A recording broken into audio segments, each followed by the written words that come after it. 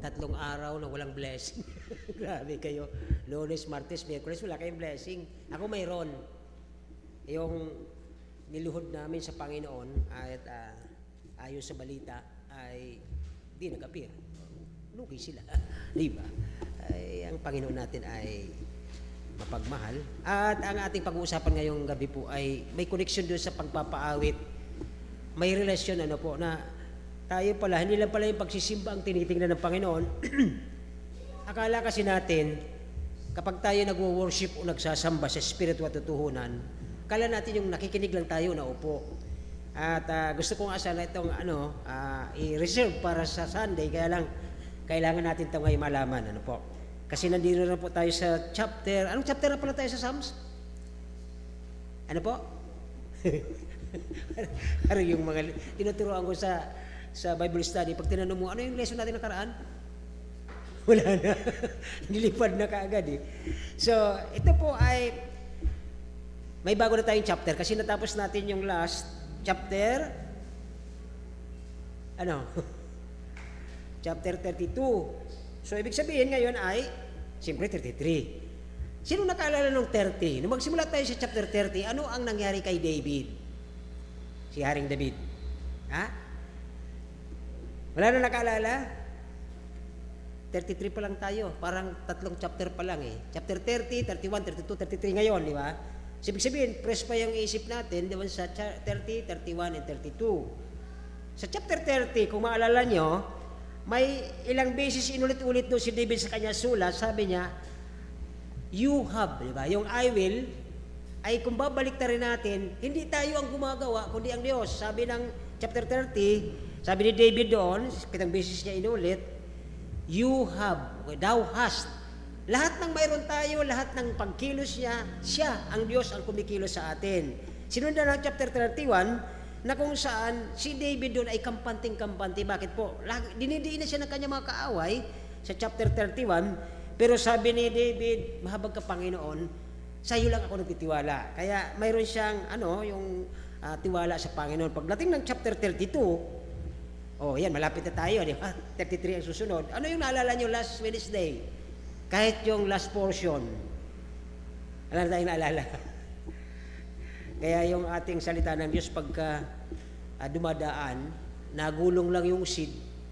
Minsan nakakalimutan na, okay? So dito na po tayo sa 33. At para sa ngayon, sisimulan ko na po yung unti-unti lang. Ayoko nang ubos lahat tapos wala tayong naalala. So dito siguro maalala natin to dahil 5 bersikulo lang. Tayo po tayo, basahin natin ang chapter 33 verse 1 to 5. Sigurado naman ito pag hindi pa natin ito maalala. Okay, 5 bersikulo at harinawa ay may maunawaan tayo sa biyaya at tulong ng Banal na Espiritu sa atin na siyang nakatira sa ating mga buhay. From verse 1 to verse 5, babasahin natin ang marahan na may pangunawa.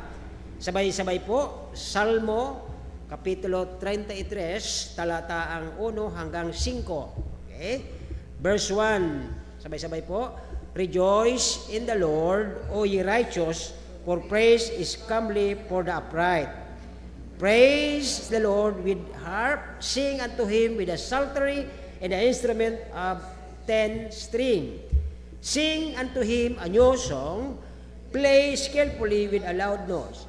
For the word of the Lord is right, and His work done in truth. He loveth righteousness and judgment. The earth is full of goodness of the Lord. So, sa gabi ito, sa palagay niyo, ano pag-uusapan natin? Andiyan lang po sa 5 verse. Napakalaki ng idea na papapansin natin. Okay? Para mas madali niyo makita, nasa verse 3, ano ang magiging pamagat ng ating pag-uusap? Verse 3, ano nakalagay po doon? Ano daw? Ano yun?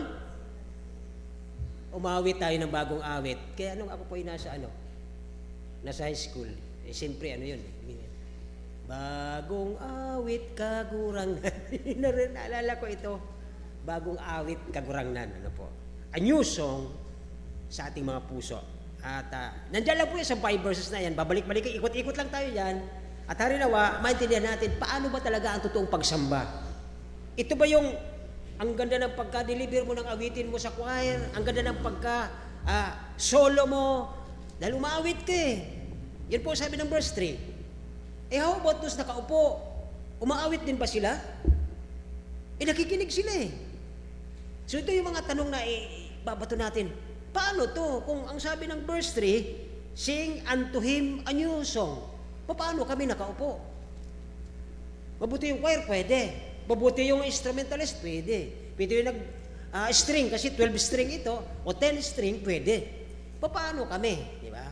So ito po yung magiging mga tanong natin ngayong gabi. At harinawa, sa pag-uusap natin na magkaroon tayo ng bagong awit. Pansin na po nyo yung adjective na bagong awit. A new song. Bakit kaya kailangan baguhin? Sa palagay nyo, anong dapat baguhin natin? Bakit tayo nagkakaganito? Bakit parang dry na? Lalo tag-init. Kanina pagpasok ng mga kapatid, mainit. Okay? Ang dami po nating makikita dito. Ibabato natin, bakit kailangan magkaroon ng bago? Therefore, mayroong luma. Okay? Tayo po ay manalangin para tayo po ay bigyan ng mas malinaw na pangunawa ng Banal na Espiritu. Nagilang Diyos, salamat po sa pagkabasa ng salita. Salamat po sa kalayaan namin na kami po ay nakapagtuturo pa ng Biblia, nakapagbubukas pa, nakapagbabasa pa. Samantalang sa ibang mga bansa na aming mga kapatid ay nagdurusa, namamatay, napapatay dahil po sa ayaw na ng paligid nila ang iyong salita. At marami din sa mga kasama namin, Panginoon, ginagamit na lang na pampabukang bibig, pampabulaklak ng salita ang iyong salita. Panginoon, makita niyo po o makita ng bawat isa sa amin ang aming kalagayan kung bakit po si David, ang haring si David nagsulat na kailangan na namin ng bagong awitin. Pwedeng may naging luma, Panginoon, or sanay na kami, Panginoon, sa dati namin ginagawa. Kabisado na namin yun, pero mayroon pa rin kayong binanggit sa verse 3, skillfully, na para bang lumalayo kami at wala na rin kami sa tamang tono. Lumalakad kami, Panginoon, na para bang tagilid at pilay na kami. Lord, maganda pa rin naman ang aming pagsasamahan, maganda pa aming batian, pero ang mga puso namin, mga luma na at kailangan ng baguhan ng iyong pagmamahal. O dakilang Diyos, tulungan niyo po kami. Maging siguro ang aming pagsasalita sa aming mahal sa buhay. Maging siguro, Panginoon, ang pagsasalita namin sa mga kapwa namin pasahero, sa mga kasamahan namin sa trabaho. Panginoon, lumang-luma na at hindi na po obsolete na, Panginoon. Kailangan na po namin ng bago. Tulungan niyo po kami, Panginoon. Hiling po namin lahat ito, Banal na Espiritu. Wala pong ibang makakagamot dito sa aming mga puso at buhay. Walang iba kundi Banal na Espiritu nasa amin, Panginoon. Pati ang preacher, Panginoon, pati ang Sunday school teacher, Panginoon, na aking kasama. Wala kami magagawa, Panginoon, kung wala po kayo. I-revive niyo po kami. Give us a new song, Panginoon. Sa pangalan ni Jesus. Amen. Bago ako pumunta rito kasi kumagat ako ng pakwan. Makati pala yun. Nananamantala eh. May pakwan sa rip ako nakita. Pag mainit pala, kalaban pala rin yan.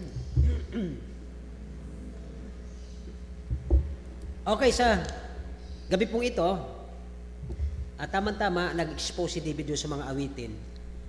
Kung bakit yun po ang parang panakamaganda talaga, sa lahat ng 1 to 5, wala namang ibang pinakamalaking ideya dyan, kundi yung magbigay ng bagong awitin. Kaya doon po natin, doon ko rin natutunan kay MacArthur yung, pag nakakita ka ng isang ganun, batuhin mo ng batuhin ng katanungan, bakit? Bakit kailangan? Ano ba nangyari sa luma? Okay, nakakanta natin luma, katulad po namin ng mga 60s, may mga kasama na ako rito, alam na namin yung mga classical na worldly song. Alam namin yun eh. Kaya lang pag kinakanta namin yun, although standard, talagang walang bago yun. Golden na kung tutuusin yun. Minsan pag kinakanta namin, layo sa tulo. Yung kapitbahay mo nabubwisit eh. Diba? So dito natin titignan ng kapatid, bakit sa verse 3, sinabihan siya, o sabi ni David, sing a new song. Ang pamagat po natin ngayon ulit ay, siguro kung lalagyan natin ito ng isang katanungan, okay? Saan tayo makakahanap o makakatagpo o makakakuha ng bagong awitin? Ayon sa verse 3, po, sabi niya kasi dyan, sing unto him a new song. Sapagkat ang bagong pag-awit, nababanggit mo na sa pulpong ito, pag may problema tayo na, yung bang hanggang dito na yung tubig, na para bang mamamatay ka na eh. Hindi ka pwedeng gumalaw kasi aalon, maaabot yung ilong mo ng tubig eh. Pag nakalubog ka na sa problema. At wala kang ibang gagawin kundi, Panginoon, ito na yung pinaka-dulo ng aking problema. Wala na akong ibang gagawin. Yumuko man ako, dulo na to, ang gagawin ko ay titigala sapagkat wala na akong pag-asa. So, dito ay, ang tinatawag na worship o pagsamba, ay ito yung pinaka-inner ng isang tao na kung saan pwede kang magsamba physically, pero hindi sa puso. Tama naman yung lesson namin kanina doon sa 1 Peter na tayo mga nangunguna sa anumang departamento sa ating simbahan o sa ating lugar, sa ating trabaho, bilang tayo nakakatanda, bilang mga elder, ay maging tayong example na mabuti at tama. Ano po? Dito ay, sabi dito, kung sakali man, sabi ng verse 3, tingnan niyo po ang verse 3 huwag niyo alisin dyan. Kung sakali man, na ang sabi kasi ni David sa kanyang sulat, kailangan nating umawit sa kanya ng bagong awitin. Sa Tagalog, awitan niyo siya. Di ba? Awitan niyo siya ng bago. Ibig sabihin, kung babalikan natin ang pagsamba natin mula nung 2023, 24, 25, 26 na ngayon, di ba? Ibig sabihin, Panginoon, dilapidated na, sira na ba yung aming lumang pagsamba? Lumang pag-awit? Kasi kung ang Panginoon ay magaling ang tenga niya, para tayong umaawit na maliban na despalinghado, yung ating ungol ba? Kasi may mga kumakantang ungol lang, kala mo ngungo. Kasi hindi yung tamang galing sa puso ang pagkanta, kundi dito, sa ilong at parang dito yan eh. So, dito po ang totoong pagsamba ay hinahanap ng Diyos na nagmumula ito sa kaibuturan ng kanyang inner man, yung binago niya, yung kanyang binago at hinugasan nung siya po ay nakakilala sa Panginoon, yun ang hinahanap niyang dapat lalabasan ng bagong awit. Na sabi nga doon sa nakalala ko yung kapag ka daw ikaw maglalagay ng bagong alak, dapat sa bagong anit o bagong balat. Hindi pwede sa luma kasi masisira yung luma eh. So yung connection po itong salitang ito na minsan sabi ni David dito kung bakit siya sinulat na umawit tayo doon ng bagong awit, tumutugtog na may kahusayan. Bakit po? Pag sinabi niyang skillfully, di ba? Underline niyo po na yung Bible, wag kayo nakano sa akin nakasunod. Pag-aralan natin itong verse 3. Lagyan niyo ng underline yung skillfully. Ang tawag sa Tagalog ay tumugtog ka na may kahusayan. Bakit? Ito, nababanggit ko ito. Pagka Bicolano, si Miharana yon pagka nag-strum. Pagka ang nagtutugtog ay siya. May sabit yun na pataas. May sobrang isang half step yon. Okay? Kasi proven ko na yon eh. Ngayon, ang sabi ng verse 3, kung inyo pong bamasdan na maigi, lahat naman yung Bicolano at Bisaya, magaling din sila tumugtog ng gitara. The problem is, sabi ng verse, sabi ng pagkasulat ni David, skillfully. Kapag kaalam ng Diyos na tayo ay dati na, kasi nga sabi niya, anyusong, therefore may luma tayong ginagawa. May luma tayong pagsamba, may luma tayong pag-awit. Alam niya, dinig na dinig niya kung ang tagtog natin ay ungol o tamang pag-pronounce. Okay? Pangalawa, na ito po ay hindi yung hinihintay kasi natin yung pinakamatamis na pandinig natin doon sa umaawit. Yung blending. Di ba? Pagka hindi nag-blending ang dalawa, meron itong dalawang ito pag kumakanta. Napapansin niyo po, bagay ito? So, ang sabi niya dito na tumugtog na may kahusayan sa wikang English, play o sabi niya sa verse 3, tayo yung magkamali dito. Okay? Sing unto him a new song, play skillfully. Ibig sabihin, ayusin mo ang buhay mo. Ayusin natin magmula sa akin papunta sa inyo. Hindi lang po kayo ang dito, tinutukoy kasama ko dito. Play skillfully. Nasabi niya with aloud, hindi yung para kang sumisigaw na wala sa tamang puso eh. Pag tayo nagka-counseling, puro lang tayo ngak-ngak, hindi naunawaan yung kina-counsel natin kasi hindi po tama ang puso natin na nagka-counsel. Tama po ba? Minsan igir na igir kang mag-correct sa isang tao. Uy, mali ang ginagawa, hindi mo napansin, na-offend na yung sinasabihan mo kasi hindi tama ang puso mo. The word is skillfully with a loud noise na hindi yung nasasaktan siya, kundi dapat yung sweet. Ano po bang sweet na marinig dapat? Sweet tunes, ano po? Matamis na tono, sweetest voice, pinakamasarap at matamis pakinggang boses ng isang binagong puso, ng isang espiritual na puso, dapat ang naririnig ng Diyos sa bawat puso natin. Hindi lang yung nagpipreach, hindi yun ang kailangan ng Panginoon dito eh. Sa akin, kasama po ako dito, nakukurik ako dito, sa mga Sunday School teachers din. Po, sabi niya dyan, play skillfully, dapat, okay, the sweetest word. Pag sinabi nating sweetest word, naalala nyo si Isaiah, pinakain siya ng salita ng Diyos. Ano sabi niya ay? Mapait. Di ba? Pero, dapat kung tayo ay nasa tamang pagbigay ng tamang pagsamba sa Diyos, tama ang puso, tama ang espiritu, ang lalabas dapat sa ating mga bibig, pinakamatamis, pinamakasarap na pakinggan. Kaya mga kapatid, ako rin minsan may error dyan. Pag nakakounsel ako, imbis na ako nagsasalita.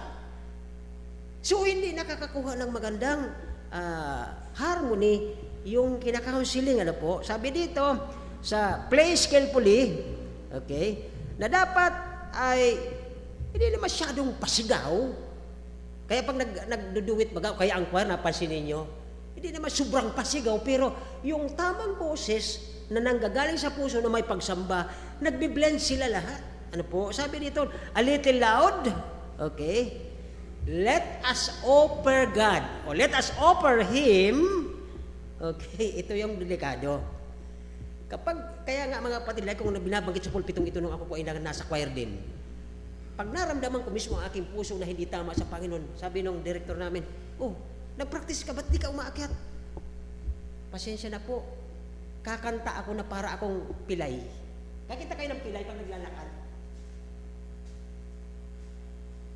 Ganun kumanta ang isang wala sa ayos ang espiritu. Pero sa pandinig ng mga tao, ang ganun kanta nila. Pero sa pandinig ng Diyos, ang sabi niya, play skillfully, sapagkat galing sa Kanya ang talent na yun, hindi yung galing sa iyo. Pinahiram lang Diyos yun eh. Tapos kung magkanta ka, akala mo okay na okay ka, sa kabila ng ganda ng boses mo sa pandinig ng tao, sa pandinig ng Diyos, pilay ang pagkanta mo. Ang tawag doon ay sintonado. Okay? Pangatlo na pala. Okay? Maliban na parang naglilimping, parang pilay o hindi tama ang rhythm, yung rhyme, hindi nag-ano sa pandinig ng Diyos. Yes, sa pandinig natin pwede kasi laman sa laman eh. Sabi ko sa inyo madalas, kapag hindi tama ang espiritu at hindi tama ang bagong awitin ng puso niya sa Panginoon, ang dinig ng Panginoon ito na maliban ito ay pilay na pagkanta, ito ay sala-sala o hindi tama ang rhythmic o yung tempo o yung rhyme, hindi nagkakatugma-tugma.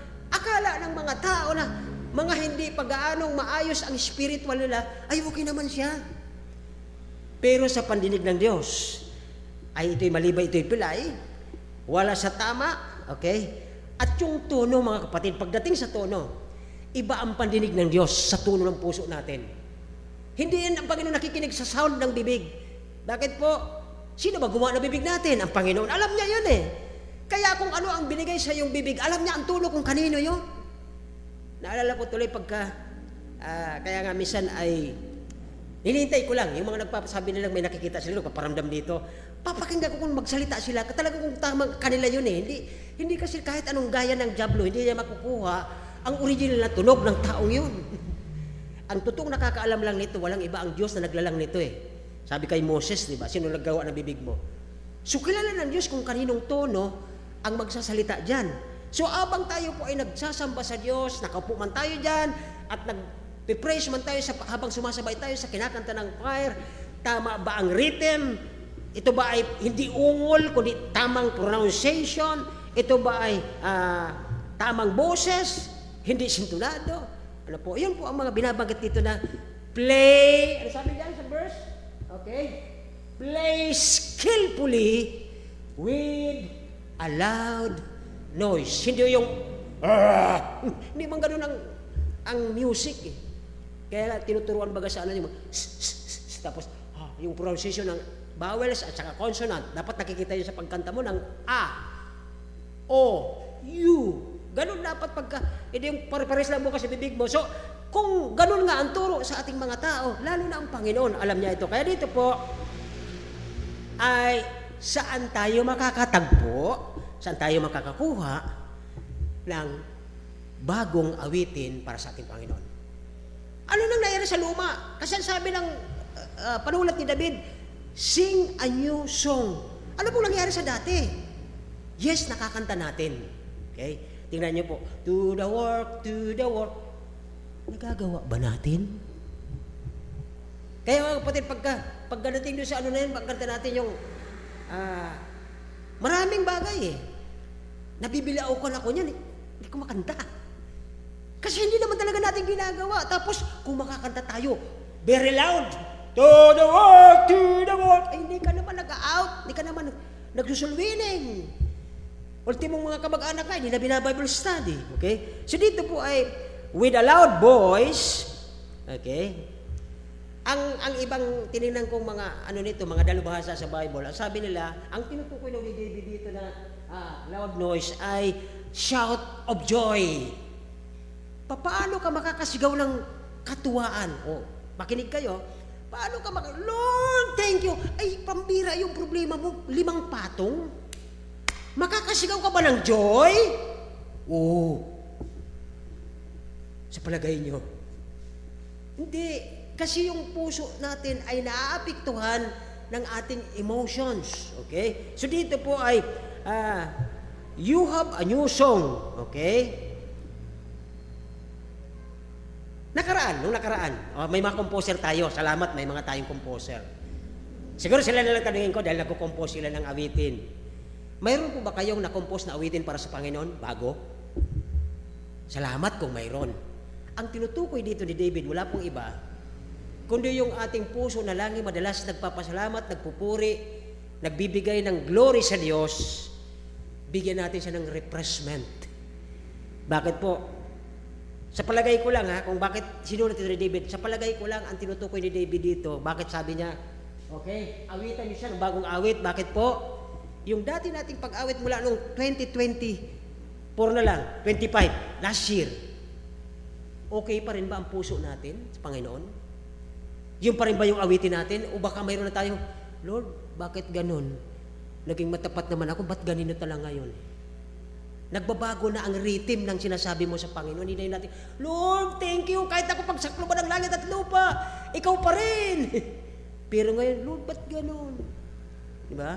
So nagbabago po yung rhythm ng ating binabanggit sa ating pagpapasalamat, pagdadakila, pagpupuri sa Diyos. Okay? Kaya mga kapatid, dito po ay saan tayo makakahanap ng bago? Okay? Nabanggit ko na ang mga dahilan kanina. Okay? Papaano natin may express ng todo ang ating best para sa Kanya kung may problema mismo ang ating puso? Siguro magsisimula yan sa akin papunta sa baba. The reason why, pag Sunday, napapansin natin, di ba? So, ibalik natin, Lord, bigyan nyo kami ng refreshment, bagong awit para sa iyo. Alin kaya yon? Siguro prayer. Baka isa sa dahilan kung bakit tayo ay, ang mga tao natin ay parang groggy na. Wala na sa tuno yung ating pag-awit, yung ating prayer, yung ating soul winning time, yung ating pakikipagkwentuhan sa ibang mga dati nating binabible study, wala na. Ang tawag dito ay dahan-dahan na po tayong natutuyo. Kapag nagtutuyo na, nagsa-summer na, pag summer na, papunta na sa pagbitak-bitak ng puso natin, nagiging na tayong matampuhin. Wala na tayong forgiveness, wala na tayong lahat. So dito po ay pasok na po ito. At kapag tayo ay nag-uusap tungkol sa pagsamba sa Diyos, pwede tayong magsimba na wala sa tamang tono. Pwede tayong maghapon ng Sunday pero wala tama ang puso. Kaya mabuti na lang talaga, umuwi na lang sila. Maghapni na lang sila. Bakit po? Madadamay ang kabuuan yan. Kaya ang gagawin natin ngayon mga kapatid, dahil sa nakita natin ang kalagayan na ito sinulat ni David sa chapter 33, magsimula muna sa atin. Tayong mga warrior muna.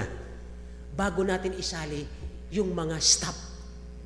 Pag sinabi nating staff, sa mga soldiers mga kapatid, ang staff na tinatawag dyan ay ang mga may cross na pula. Okay ba yan? Ang mga warrior talaga yung nasa front line.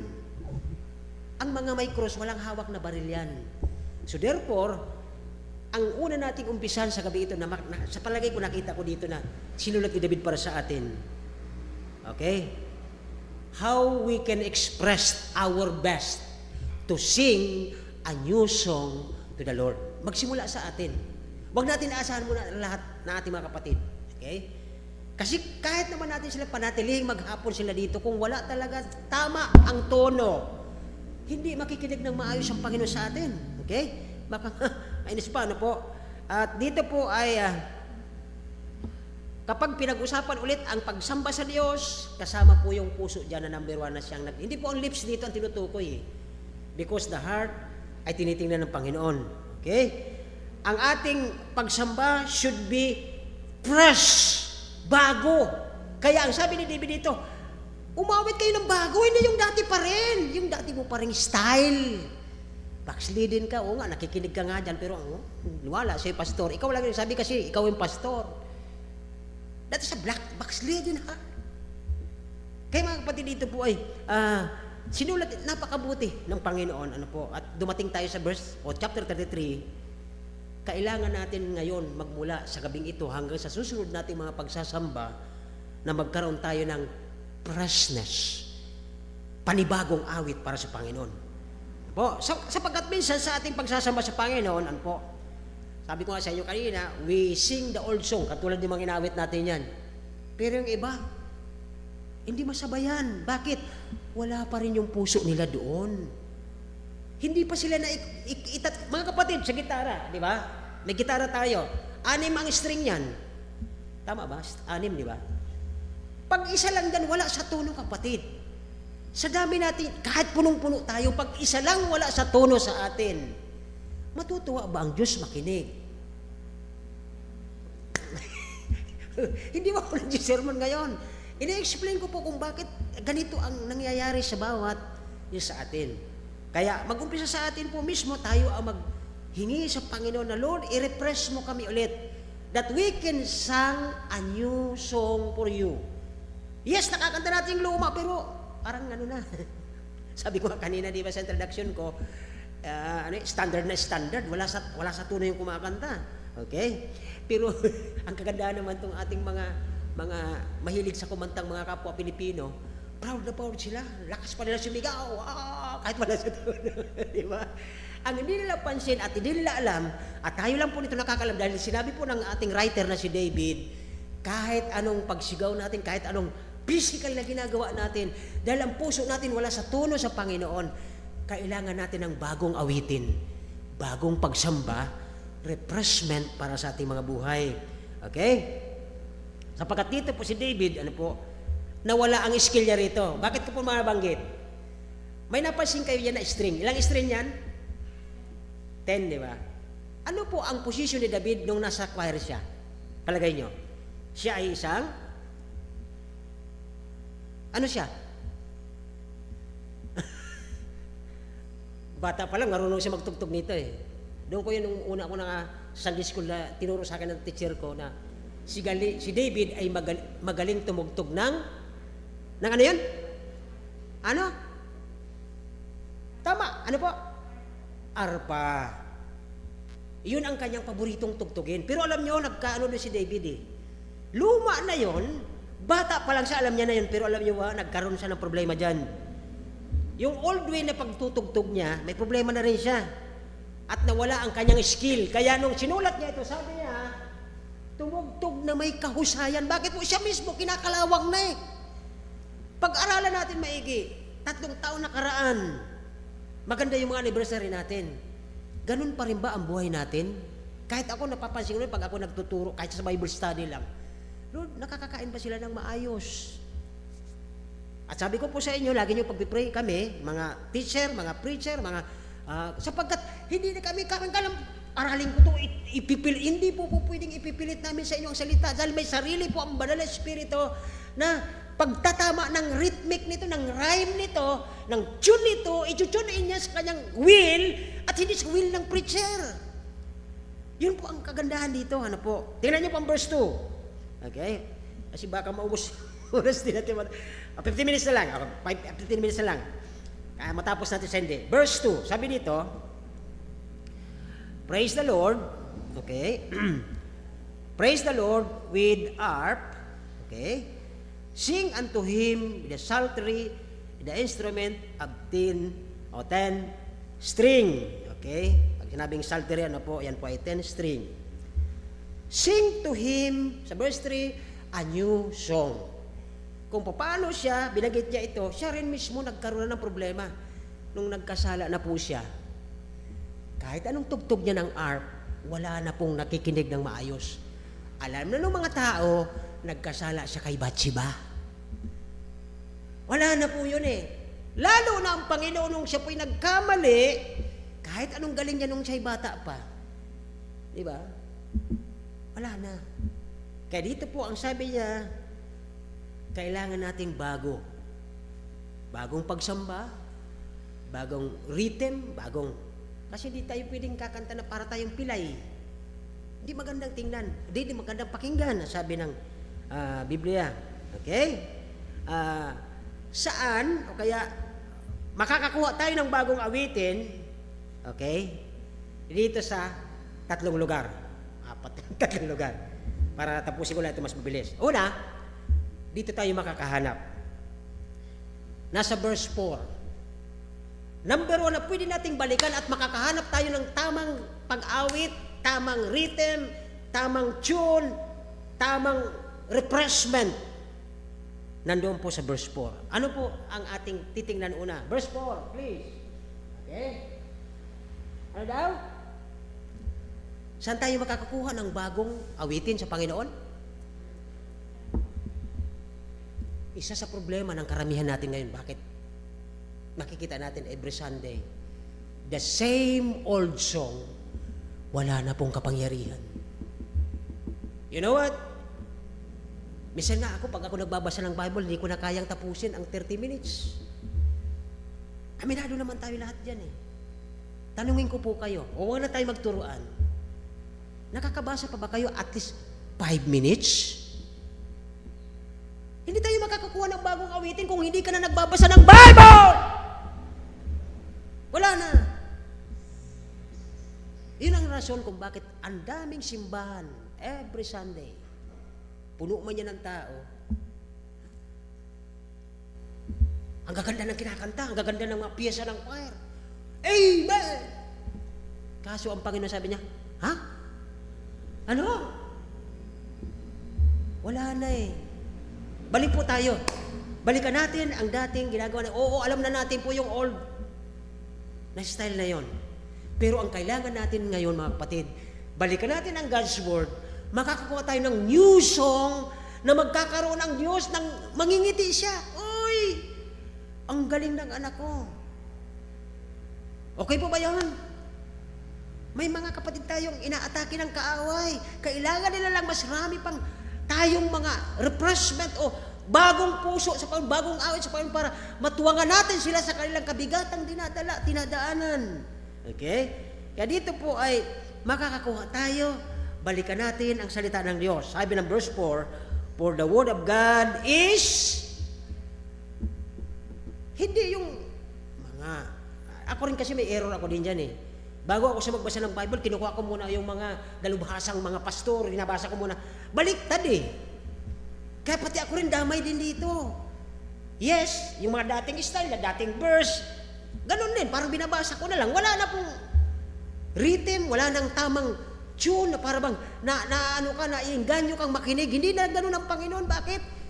Luma na nga, hindi mo pa maikanta ng maayos, hindi mo pa skillfully na ginagawa. Okay, so dito po ay ang una dito, sabi ni David, siguro tayo, okay, kapag binabasa ko, kanya-kanya tayo, kapag binabasa ko ang Biblia, ano po, Hinihingi natin sa Panginoon, Lord, bigyan niyo po ako ng bagong pangunawa. Halimbawa naman, hindi ka naman nag-Bible study, nagpipray ka lang. Lord, bigyan mo naman po si pastor namin ng bagong pangunawa sa binabasa niya. Yung aming mga Sunday school teacher, yung mga nagtuturo doon sa high school, nandun yung anak ko. Lord, bigyan niyo po ng bagong awit sa iyo ang teacher niya para may maituro siya sa anak ko. Yan po ang mga warrior, yan po ang trabaho natin. Amen po! Hindi, iyan po ang talagang totoo dito. Kaya dito po ay si David mismo ganon. Okay? O, tingnan natin ang Psalms 119 verse 18. Ito yung totoo dyan eh. Okay? Kahit saan natin dalhin. Balikan natin sa salita ng Diyos, Psalms 119 verse 18. Sabi ay, ang sabi pa, kayo magbasa. Lord, buksan mo po ang mata ni pastor, makita niya ang iyong kalooban sa susunod na Sunday. Balikan lang natin ang salita ng Diyos. Tapos, kung hindi man mag-pray lang tayo. Di ba? Sabi ng verse 18, open thou my eyes that I may see, o may behold. Ano yung wondro sa Tagalog? Kahanga-hanga. Di ba? Saan mo nakuha yan, pastor? Pero alam nyo, the Spirit itself beareth witness that we are children of God. Maunawaan mo, oo nga, yung pala doon galing yun. Kaya sabi ni David, skillfully. Gawa ng Diyos yan eh. Bago ka lumabas sa tiyan ng nanay natin, siya ang nag-ayos ng bibig na yan. Siya nag-ayos ng diaphragm na yan. Alam na alam niya kung ano ang tono niyan. Kaya pag tayo ay nasa Sunday at nagbabasa ng Bible at tayo ay umaawit dito, ano mang ginagawa mo, alam ng Panginoon ang tono mo kung sala ka o hindi. Tama? Amen. Okay, so, behold the wondrous things out of thy laws. Okay? It is a good prayer. Ito na po yung ngayong gabi. Ito ang pinakamagandang gawin natin ngayong gabi. Lord, buksan niyo po ang mata ng mga leaders namin, mga young people namin, mga anak namin, mga kapatid namin, matuto silang magpatawad. Bakit po? Pag ang isang tao wala ang pagpapatawad, alam na natin. Hindi lang siya pilay. Sabihin ko sa inyo, hindi lang siya pilay. Baka kung ano nangyayari sa kanya, hindi na marunong patawad. Ang Diyos nga nagpapatawad. Grabe na yung buhay niyan. Grabe po yan. Okay, so, dito, open my eyes that I may see wondrous things from your law. Ito ang batas ng Diyos eh. Kahit simple, kaya nga natutuwa rin ako sa MP pala sabi, nandiyan naman si Asil. Sabi ni Asil, nasa ano na po ako, pastor? Ay, amen. Nagdi-devotion, nagbabasa. Okay? Sapagkat yun po ang babalikan natin dito. Binibigay ng Diyos ang kanyang insight mula sa kanyang salita at binibigay niya ang bagong awitin, bagong puso, bagong pananaw, bagong plano. Kasi kung hindi na po tayo ganito, iaasan nyo na lang lahat sa isang leader na malay mo, backsliding din. Diba? Malay mo, depressure rin ang kanyang pag-awit sa Panginoon. Baka ikaw ang gamitin ng Diyos, makakita ka naman ba, hindi niya nakikita. Kaya po tayo, ang tawag sa atin ay body of Christ. Yung hindi nakikita ng mata, nararamdaman ng kamay. Tingnan nyo, pagka hindi mo nakikita nasa bulsa, pag hinawakan mo, di ba? Alam mo kung ano nandoon. So, minsan sa loob ng simbahan, may kanya-kanya po tayong awitin sa Panginoon, may kanya-kanyang puso tayo, at doon ng Panginoon tinitingnan kung paano kanya magagamit, bakit ka idinagdag sa katawan niyang ito dito para magamit ka ng Panginoon. Okay? Huwag tayong hayaan mo na si dyan, tol, okay naman, kaya naman niya. Hindi po ganun tayo. So, again, saan natin matatagpuan ang bagong awit para sa Panginoon? Para maging maayos ang ating puso, mai-correct, maalis yung lumang mga style, paulit-ulit na lang. Minsan nga gusto ko magturo, pero hindi ko nagagawin yun eh. Bakit sa tagal na tagal mo ng Kristiyano, ganun pa rin ang style mo hanggang ngayon? Hindi nagbabago. Sapagkat ang puso niya, umaawit siya sa Panginoon, nagsasamba siya sa Panginoon, wala sa tamang tono. Wala sa lyrics, wala sa kung ano. Pero sabi ni David, bata pa lang ako, nagtutugtog na ako, pero sabi niya, nawala rin ang kanyang skill. Kaya ang sabi niya doon sa verse na ating dinasabi sa verse 3, kapag kayo magpupuri sa Diyos skillfully, gamitin mo ang lahat na nasa iyo. Okay? So, ang Diyos po, okay, sabi niya, lahat ng kanyang ginawa ay puro katotohanan. Nagsulat ang Diyos ng lapis na hindi ito magkakaroon ng dumi. Okay? Udungis. Ang ibig sabihin, okay, nagsasabi ang Panginoon dito na sa kanyang bibig ay hindi ka makakita o makakarinig ng mga bagay na walang wonderful na ginawa ang Panginoon, kundi ang kanyang mga kamay ay hindi nagkukulang, hindi nagkakamali, kundi ang ginagawa ng Panginoon ay tinutulungan ka. Kaya mayroon tayong wonderful na buhay sa Panginoon. Pangalawa, okay, 3 minutes na lang, hindi ko na ito matatapos. Sabi ni David, pakibalik mo sa verse 3. Sabi ni David sa kanyang panulat, kailangan nating umawit ng bagong awitin. Ituno natin ang ating mga puso ngayon. Kasi ramdam na ramdam natin yan. Tingnan nyo, obserbahan nyo pag Sunday. Late na nga dumating, maaga pang uuwi. Diba? So, ibig sabihin ng mga puso nila, wala sa tamang tono. Nandiyan sila, okay sila, pero wala ang puso, hindi angkop sa Panginoon. Sabi ng ating text, awitan ninyo siya ng bagong awit. Lord, baguhin mo na po ang puso ko. Kasi hindi maganda na ako yung datihan, ako yung matagal na, ganun pa rin ang style ko. Kakantahin ko ang kanta ni Matt Monroe. Sintonado pa rin ako. Tagal-tagal na niya. Diba? Kaya mga kapatid, salamat sa Diyos, binigay ito sa akin. Magmumula sa akin, Lord, sana po ay yung mga dating style ko, alisin ko na rin. Kailangan natin ng bagong puso ng pagsamba sa Diyos. Kaya alam mo yung mga kapatid, kasi gagayahin ka eh. Sabi niya, matagal na yan, pero tingnan mo. Gagayahin ka talaga kung anong style mo. Hindi mo binabago eh. Pero ang sabi ni David, nangyari din sa akin yan, kaya ako nagkasala kay Bathsheba. Babaguhin ko na yan ngayon. Diba? So yun po ang sinabi ni David dito eh. So, maliban na, balikan natin ang salita ng Diyos. Pangalawa, okay, saan kaya natin makikita? Verse 4 ng kalahati at may kalahating verse 5. Tingnan natin, 4 and 5. Sabi doon ay, sa pangalawa, balikan natin ang salita ng Diyos, doon tayo makakakuha ng bagong puso, bagong pagsamba, bagong pag-awit, bagong pag-worship. Verse 4, sabi doon, and all His work are done in truth. Yan po ang kalahati ng verse 4. Verse 5. Ano po ang sabi ng verse 5? He loveth righteousness and judgment. The earth is full of goodness of the Lord. Biruin niyo po ito magpatid. Sa dami ng ginawa ng Panginoon sa buhay mo, ganun ang sinusukli natin. Oo nga, matagal ka ng Christian, pero bakit ganun ka pa rin hanggang ngayon? Nakikita ka ng mga bago. Si kuya nga, si ate nga, ganun nga eh. Tapos ako, pastor, expect mo na mas maaga sa kanya. Nga, datihan nga yan eh. Huwag kayo magagalit sa akin. Kasi yung po ang sinasabi ng verse, di ba? Ang katwiran at katarungan ay kanyang iniibig. Ano ang katwiran natin doon? Ano ang katwiran natin doon? Katwiran mo kasi ganito eh.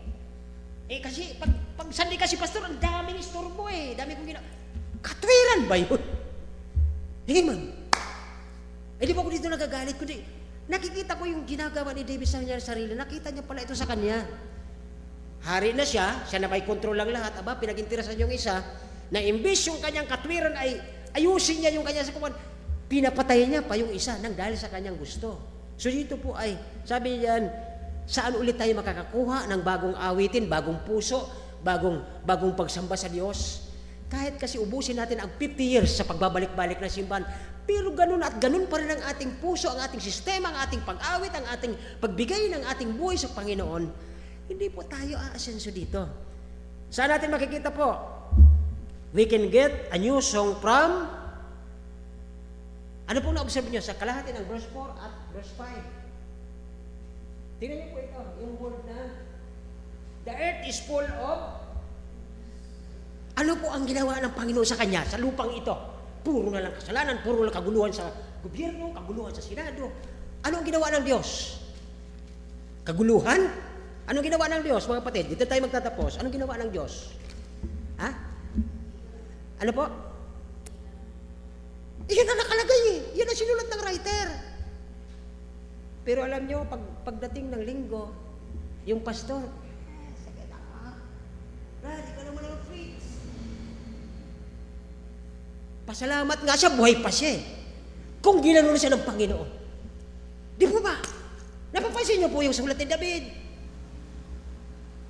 Tapos, pag napipreach, alam mo yung kapatid, pag-pray niyo ako, wala akong ganito. Sana may magtulong sa akin, may pamasahe, may pupuntahan ako. Yun naman mamibir. Oh, pastor, ako na mamamasahe sa'yo. Ang daming ginawa ng Panginoon sa buhay ng mga tao, sa kabila ng kaguluhan, sa kabila ng kasalanan, di yun nakikita. Last, dito tayo magtatapos, saan makikita ang bagong awit para sa Panginoon? Una, sa kanyang salita. Pangalawa, saan? Saan natin makikita? Sa, di ba, God's Word. God's, ano to? Goodness. Nakukuha natin ang bagong puso, bagong pagsamba, bagong worship sa salita ng Diyos, God's Word. Pangalawa, God's, ano to? God's, ha? God's work. Lahat ng kabutihan ginawa sa atin. Ako may sakit, puso. Sa umaga naghihilo. Pero alam nyo, napakabuti ng Diyos. His work, mapagkukuhanan natin. Bakit po? Eto, kayo. Kung magtulong-tulong tayo na baguhin natin ang ating sistema, di katulad ng mga kapitbahay natin. Panay kanta ng mga, paulit-ulit na, 7 taon na, 10 taon na, hindi pa rin matama ang rhythm, di matama ang tempo, di matama ang tono. Ganon din po tayo mga Kristyano. Ang tatagal nating Kristyano, hindi natin maitama ang ating buhay. Hindi tayo makakuha ng tama dito kasi minsan dahil sa busy tayo, wala na ito. Hindi tayo nakakakuha ng awitin mula sa Diyos, sa ladra niya. Sa mga ginawa ng Diyos sa buhay natin, wala na. Nakikita lang natin na kailangan kong kumilos, kailangan kong kumita, kailangan kong ganito, kailangan kong ganito. Wala na.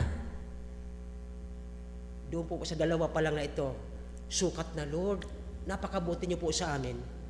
Your God's Word, pinili natin may pagkuhanan para makapagkuha kami ng bagong awit, bagong puso, bagong pagpapasalamat, bagong pagkilos, bagong pagsulwining, bagong pagbisita, lahat makukuha natin Diyos sa salita ng Diyos kasi nandoon lahat yun eh.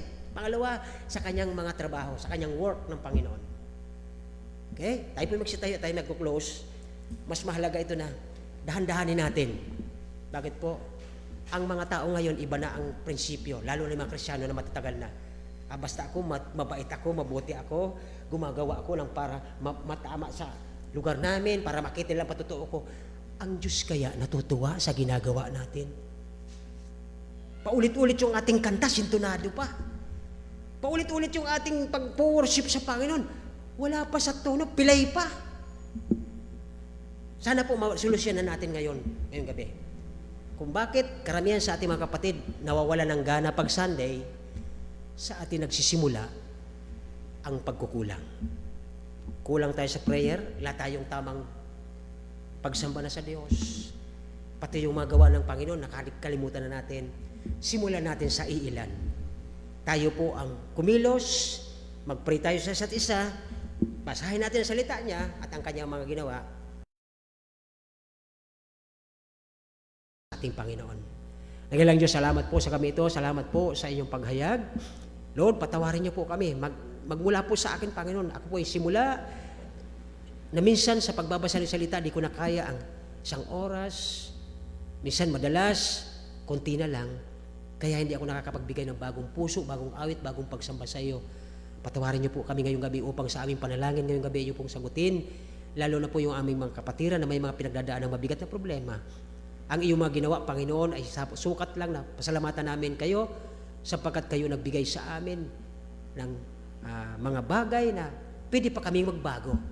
Bigyan niyo po kami ng revival sa aming puso upang ang aming bawat sasabihin, bawat pagsamba, bawat counseling namin sa sinumang tao nangangailangan ay maunawaan nila na nagmumula sa iyo, hindi sa mula sa aming mga laman.